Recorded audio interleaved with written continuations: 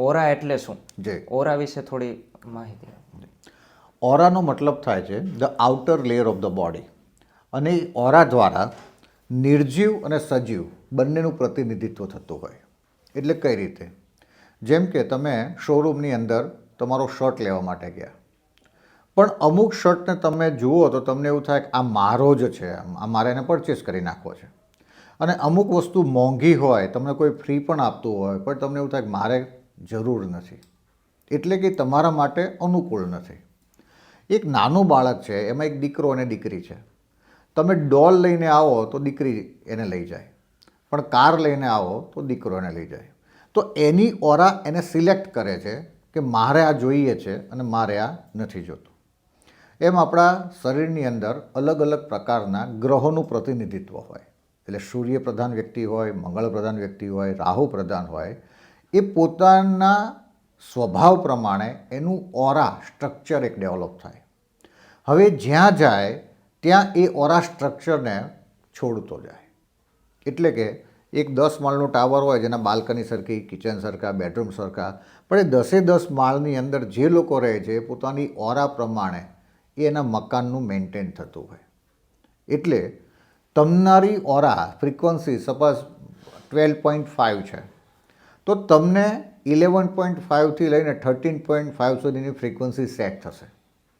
એટલે એવી ઓરા હશે એ તમને ગમશે. એનાથી માઇનસવાળી ઓરામાં પણ તમે સેટ નહીં થાવ, એનાથી પ્લસવાળી ઓરામાં પણ સેટ નહીં થાવ. તો આપણને કોઈ વ્યક્તિ આવીને બેસે તો આપણને એમ થાય કે હવે જાય તો સારું, નથી 100 રૂપિયા આપવા આવી, નથી આપણી જોડેથી લેવા આવી, પણ આપણને એમ થાય કે આ જાય તો સારું, કારણ કે એની ઓરા અને આપણી ઓરા ક્રોસ થાય.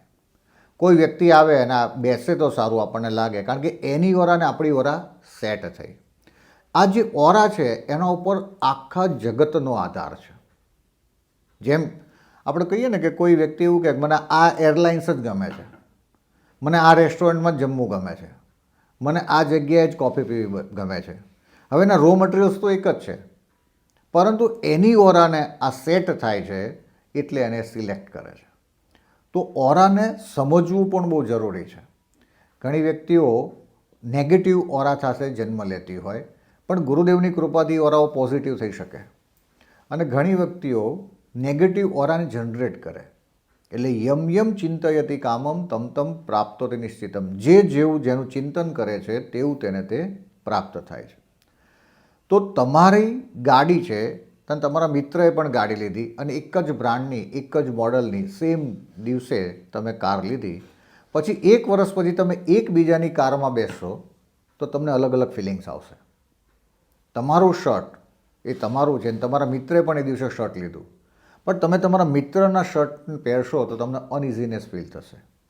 એટલે હું લોકોને નિવેદન કરું છું કે તમારા કપડાનું તમે એક વખત દાન કરી દો ને, પછી પાછા તમારે નહીં લેવાના. દરેક વસ્તુ ઉપર તમારો અધિકાર છે.